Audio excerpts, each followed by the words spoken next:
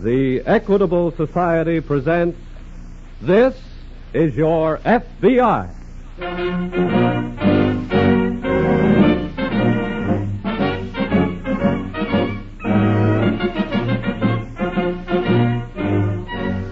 This is Your F.B.I., an official broadcast from the files of the Federal Bureau of Investigation, presented as a public service by the Equitable Life Assurance Society of the United States and the Equitable Society's representative in your community.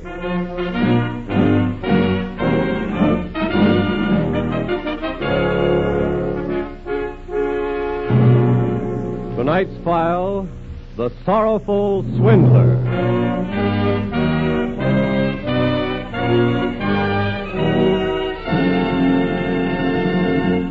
Before opening tonight's file, it is my pleasure to bring you season's greetings from the Equitable Society. This week at the Equitable Society, in the lobby of our home office building, we have decorated one of the tallest Christmas trees in New York. And this very afternoon, as we gathered round this tree and the sound of the traditional carols echoed through the halls, there was one pleasant thought that kept coming to our minds. We thought of all the homes in this country that are celebrating Christmas more merrily, more securely. And we thought of all the children to whom Santa Claus will be more real, because someone in that home had the forethought to purchase life insurance. And we of the Equitable Society and the Equitable Society representatives all over America are happy to have done our share in bringing that kind of happiness to so many American homes this Christmas time. And so to each of our 3.25 million members and to the other millions of Americans who enjoy this radio program, we of the Equitable Life Assurance Society of the United States wish a very Merry Christmas and a very Happy New Year. And now to the file on the Sorrowful Swindler.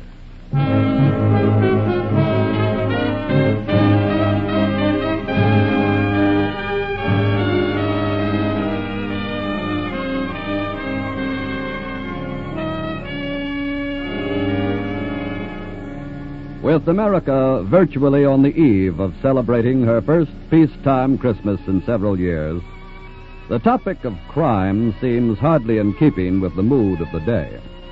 But then there is a negative kind of relationship between the two, because it can be said truly that the doctrine of crime is the direct antithesis of the philosophy of Christmas. One is the religion of taking, the other the religion of giving. And to the criminal, Christmas time is no more than just another time in which to ply his profession of cheating, as demonstrated in tonight's case from the files of your F.B.I. Several years ago, during another Christmas season, a man using the alias of Colonel Weatherford and a companion in larceny were speeding eastward on a crack train headed for New York.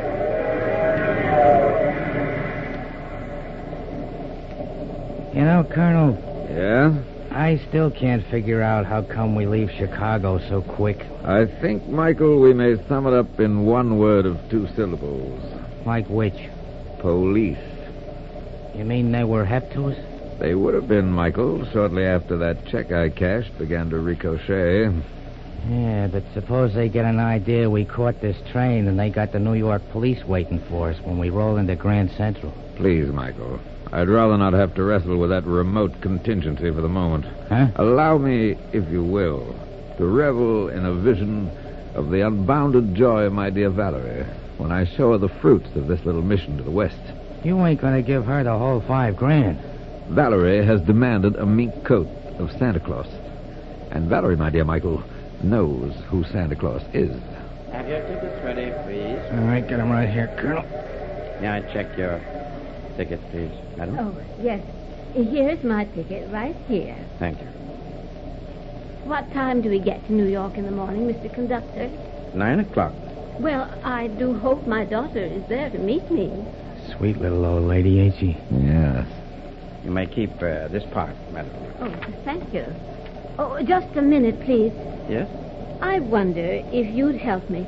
I have some stock certificates with me, which may be very valuable. Colonel, I'm listening. I'm kind of afraid to keep them in my berth with me tonight. Well, I'll be back directly, madam, and we'll make some arrangements, I'm sure. Oh, thank you very much. Michael, I think Donder and Blitzen and the other tiny reindeer are about to make a landing on our own roof.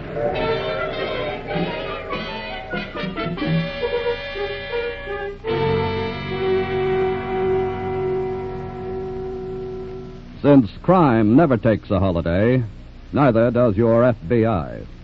And at about the same moment that the pompous gentleman on the New York-bound train became stock certificate-minded, Special Agent Barclay in the New York office of the F.B.I. was handed a teletype from Washington. What does it say, Alan? Well, Jim, there goes my Christmas shopping push with Marjorie today. Oh? They want us to go to work on a swindler. Oh, anybody we know? No, he's avoided federal violations up to now. Well, what's the up to now? He put over a fraudulent deal in Denver a few days ago by posing as a United States attorney. Uh-oh. He may have stopped over in Chicago, but they believe he's headed for New York. Oh, is this his home? He's got a record here. Well, who is he? Several persons, it seems. Colonel Josiah Weatherford and about 6 others. Well, Here, look this over and let's get busy. right. While you're digesting the teletype, I'll check with the New York police. And also put a cover on railroad, plane, and bus terminals.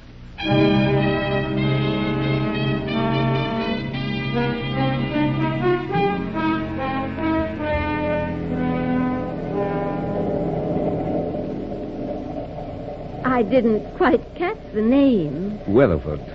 Colonel Josiah Weatherford. Oh, yes. Well, I'm Mrs. Greeley. How do you do? Will you please sit down? Thank you. I came primarily to apologize for staring at you as I did. Oh, I didn't think anything about it. You see, you look so much like my own dear mother. Oh, then I feel quite honored. She passed on last March. Oh, I'm so sorry to hear that. This is to be my first Christmas without her. It'll be most desolate. Yes, I know it will. You live in New York, Mrs. Greeley? Oh, land, no. It's too big a place for me. I'm just going there to spend Christmas with my daughter. How fortunate for your daughter. Oh, I suppose that you live in New York? Well, I sort of divide my time between Chicago and New York. I have an investment business with offices in both. Investment business, did you say? Yes. Well, then maybe you'd know about my stock certificates. I beg your pardon? I mean, know whether they're any good or not. Oh. Well, I don't know. May I see them? Oh, dear. I've already let the conductor put them away in a safe place for the night. Oh. You see, I was going to have them looked into while I was in New York. I could do that for you. You see, my husband has been dead about 10 years, and I didn't know he'd left anything like that till the other day. I was rummaging around in his old desk, and, well, there it was, 1,000 shares, all tied together. 1,000 shares of what? A Lodestar Mining Company. What was that again? Lodestar Mining Company. That's what I thought you said. Do you know something about it?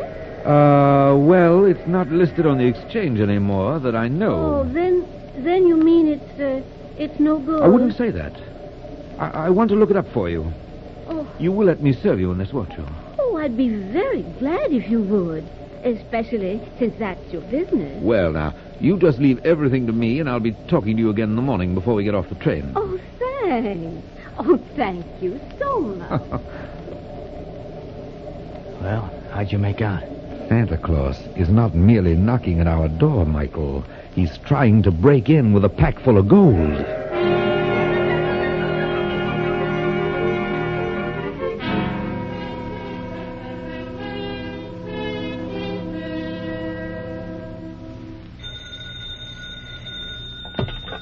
Special Agent Farrell speaking. Morning, Jim. This is Alan. Hey, say, where are you?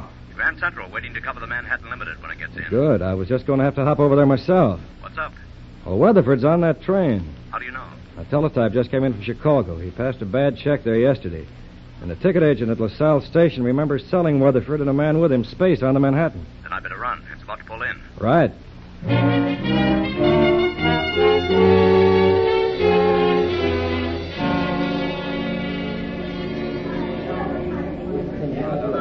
Yes, sir, Mr. Barclay. A man of that description occupied space in car 254. Then what happened to him, Porter? Well, he and the fella with him got off at Harmon this morning. Uh-oh. I sure wish I'd have known earlier. Well, we didn't know ourselves in time to be prepared for that trick. Well, thanks anyway. Say, wait a minute. Yes? There's somebody might know something about him, and maybe she's still in the station. Who? A little old lady who had the space across the aisle from them. Oh? This man gave me a note when they got off at Harmon to give to her when she got up. What does she look like? Well, her name is Greeley, and she's about 5'2", gray hair, and she's wearing...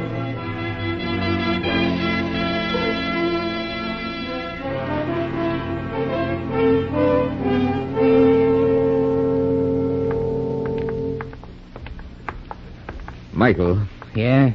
Valerie's waiting in the apartment here for me. I prefer to see you alone. Yeah, I prefer the same thing. I'll wait for you downstairs. Splendid. Valerie? Valerie? I'm in here. Valerie, my darling, come here. Wait a minute, not so fast. But, my dear, aren't you glad to see me? I don't know. How was your trip? How was it? Look, my sweet. Here.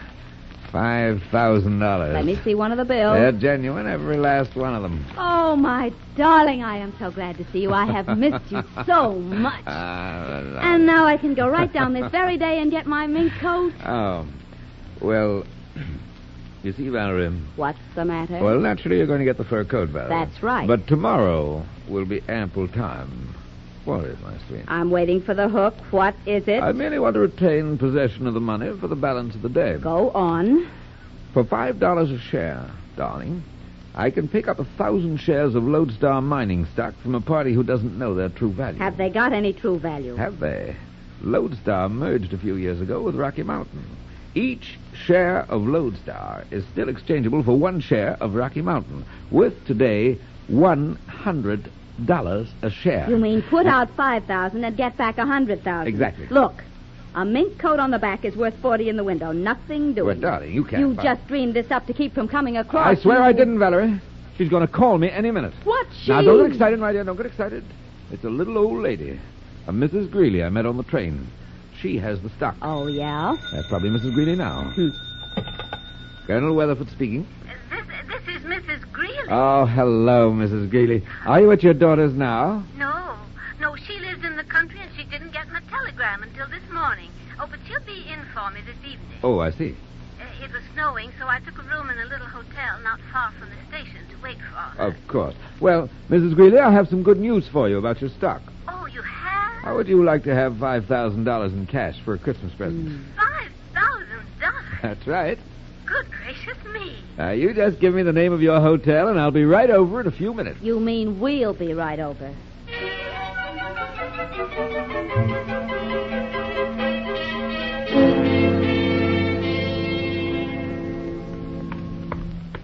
Alan. Yes, Jim? Well, I mushed over as soon as I could. Good. I think this is our best prospect of getting a line on Weatherford. The Greeley woman checked her bag at the station, huh? Yeah. You got anything out of the conductor? Mrs. Greeley gave him what she said was some stock certificates to keep safe for her last night. Oh? Weatherford was across the aisle and saw it all. I see. 10 to 1, he's trying to pull a swindle on her for that stock. Well, I hope she comes back for her bag before the job's done. Yes, but she checked it 2 hours ago. And a lot can happen in 2 hours.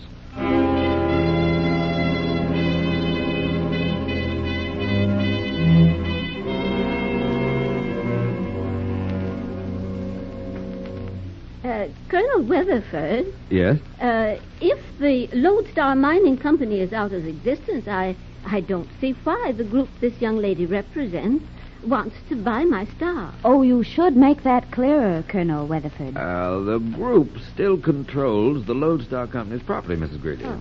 And they're going to start operating again. And they're willing to pay $5 a share for all the old outstanding stock.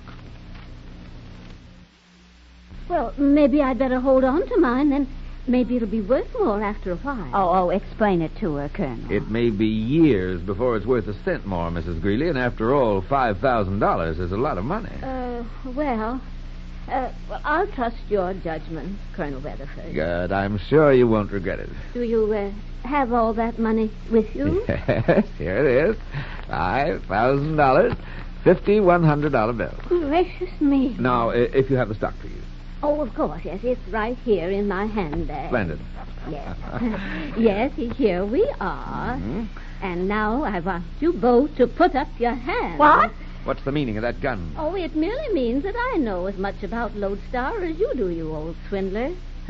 And I wish I did have some of the stuff. Well, now, look here. You can't... asked her if she didn't want $5,000 for a Christmas present, didn't you? But I... Well, I'm not going to give up my mink coat this easy. Be nice now. And back into that closet over there. Both of you. Yeah. Who knows? Maybe somebody will open it before Christmas.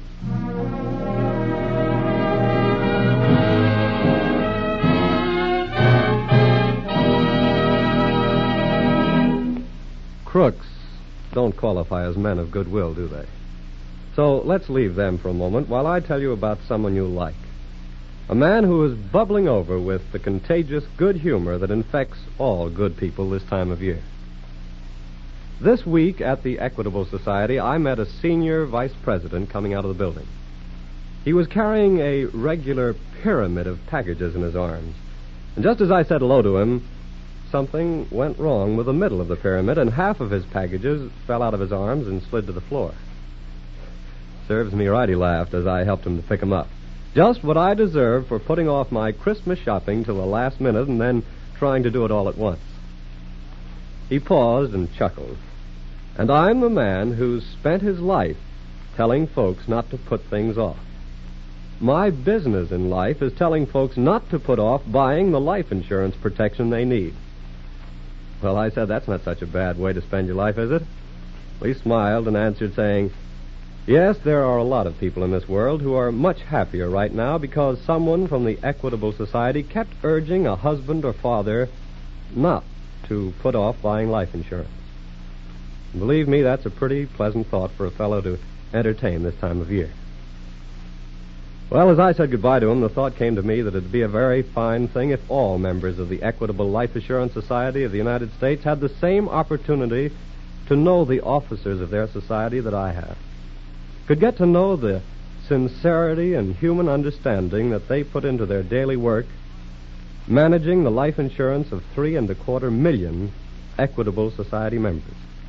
I've met all these men, and I've yet to find any stuffing in any one of their shirts, or any brass in any one of their hats.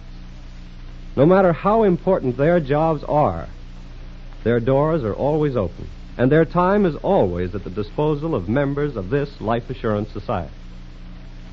You see, the officers of the Equitable Society are the kind of men who take pride in the thought that this week and every week for 86 years, the Equitable Society has been building security for you, your home, and your country. And now back to the file on the Sorrowful Swindler.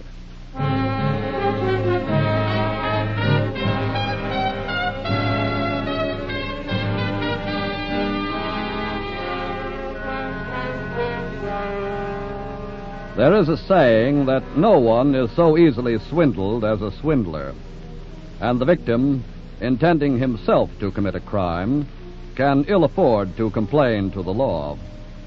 Therefore, being denied recourse to the law, he usually takes matters into his own hands, and generally with the same net result. Both are caught. At the moment, however, the little gray-haired confidence woman is trudging through the snow away from the hotel with $5,000 in $100 bills, while behind the locked door of the closet in the hotel room. But, Valerie, darling... Don't darling me, you financial wizard. Nagging me is not going to get us out of here. You just be glad it's a closet where there's not room enough to swing at you. Michael's waiting just outside the hotel. Sure, probably building a snowman. But he's surely seen the woman leaving by herself. Oh, of course. He probably helped her across the street. You'd think he'd suspect something and come up here to see about us. Oh, no, that calls for thinking. Valerie, if you'll help me push against the door just once more, I'm sure we can force it. I should knock myself out getting you out of a closet. Look, you're in here, too. You got us in, you get us out. Well... 5,000 and get back 100,000. Please. Can't miss. It's a sin. Oh, for heaven's sake, Valerie, shut up. There. Come on. Let's get out of here quickly. Wait a minute. Now, I'm warning you. I'm getting a mink coat tomorrow, or else. Or else what? Or else the police are going to learn where you got that $5,000 in the first place. But, Valerie, darling, you can't... You heard me? It's the mink or the clink.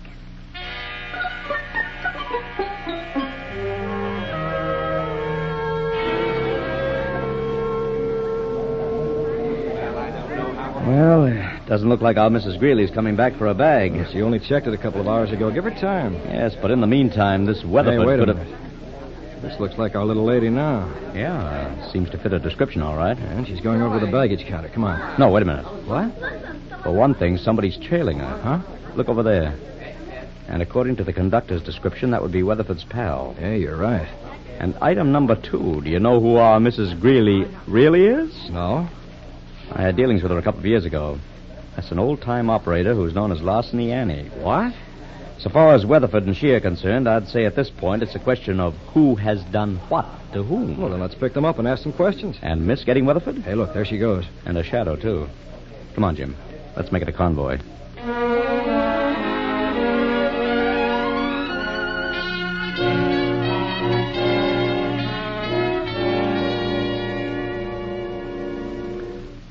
What good is it going to do to come back here to the apartment? Michael wasn't in front of the hotel, was he? So what? Darling, please. Patience and fortitude. Probably saw the woman leave and suspect... Oh. Just a minute. Hello? This is Mike. Say, what's going on? Where the devil are you, Michael? I seen the old lady leave the hotel by herself, and I said something's crazy about this. Where's she now? I'm in a telephone booth at the State National Bank. I said, where is she? She's standing in line with a deposit slip and a fistful of dough. Oh. What happened? We've been robbed, Michael. Yeah? Don't take your eyes off her until she holds up somewhere, and then call me, do you hear? Sure, If you slip up, Michael, it'll be a cheerless Christmas for you and me. What do you mean? Did you ever spend Christmas behind the bars, Michael? Not yet. Then do what I tell you, or you will.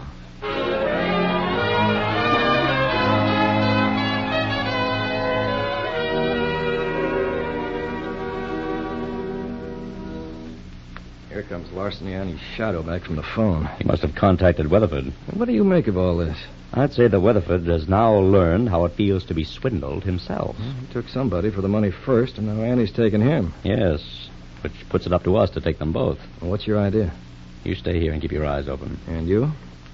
If Weatherford's pal saw me talking to Annie, what would he probably think? Well, that you were a confederate of hers, maybe. That's all I wanted to be sure of. What? Maybe this'll do the trick, Jim.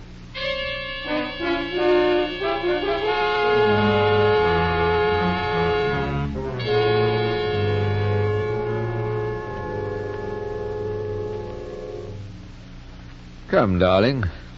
Let me help you trim the Christmas tree. You better get out and trim somebody for that mink coat. I tell you, I'm waiting on a telephone call from Michael. I'm surprised he can even use a telephone. You should not disparage Michael's intelligence, my dear. Ha!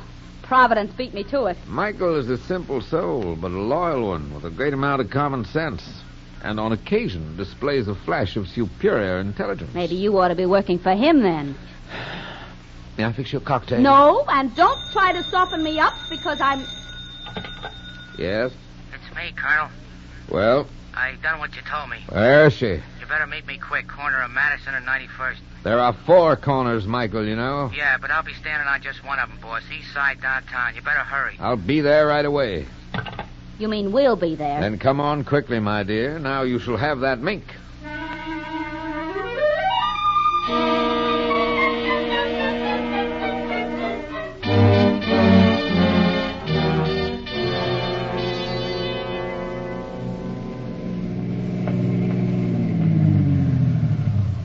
Here you are, sir. Valerie, my dear. Okay. Here you are, driver. Oh, thanks, miss. All right, where is he? Right over there. Michael, Oh, hiya. where's the woman? I done a good job of trailing her. You ought to be proud of I me. said, where is she? Right in that brownstone house. Well, what are we waiting for? Lead the way, Michael. Okay, come on. She went right in here, the ground floor. This better work. Please, my dear. Yes? Greetings, Mrs. Greeley. Well, come right in. Go ahead, darling. Michael. I dare say you're a trifle surprised to see us again. Well, as a matter of fact, Colonel Weatherford, I am a little surprised the way things turned out, but we rather expected you'd come here. Who's we? Yes, what do you mean? What she means, Weatherford, is that you're all under arrest. What? What is this? We're special agents of the FBI. Huh? This is an apartment that we used on another case. It was also convenient to bring Mrs. Greeley here for questioning. We hoped you'd follow her. You mean she's working with you? Oh, not willingly, Colonel. But as you know, this is the Christmas season, and it's full of surprises for everyone.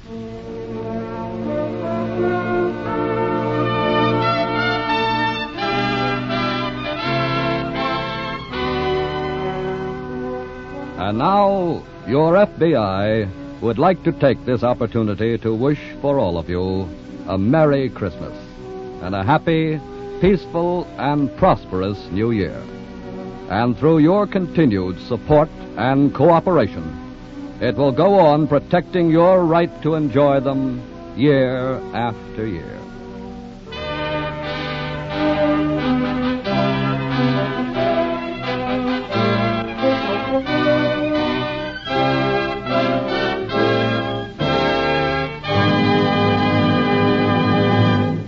Before we tell you about next week's thrilling case from the files of your FBI, a word about a man worth knowing. To your FBI, you look for national security, and to the Equitable Society for the financial security of life insurance. In the past 86 years, the Equitable Life Assurance Society of the United States has weathered 4 wars and 7 major depressions. During that time, over $5.5 billion have been paid to policyholders. This tower of strength, security, and stability is represented in your community by a man whom hundreds of your fellow citizens know as their good friend, the Equitable Society agent, who, like your FBI, is dedicated to the protection of you, your home, and your country.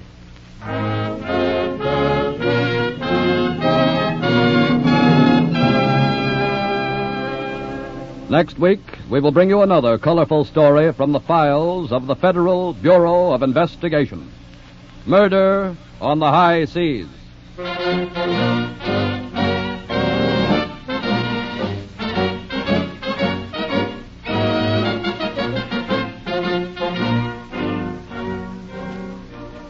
The incidents used in tonight's Equitable Society's broadcast are taken from the files of the Federal Bureau of Investigation. However, all names used are fictitious, and any similarity thereof to the names of persons living or dead is accidental.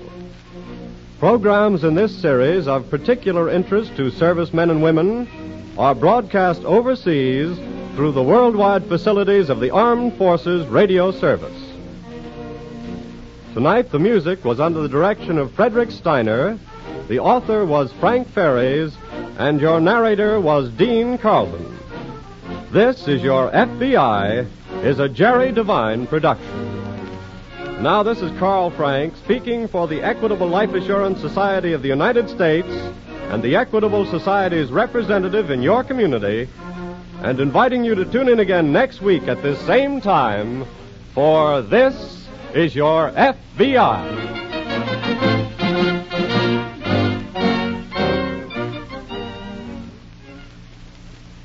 This is ABC, the American Broadcasting Company.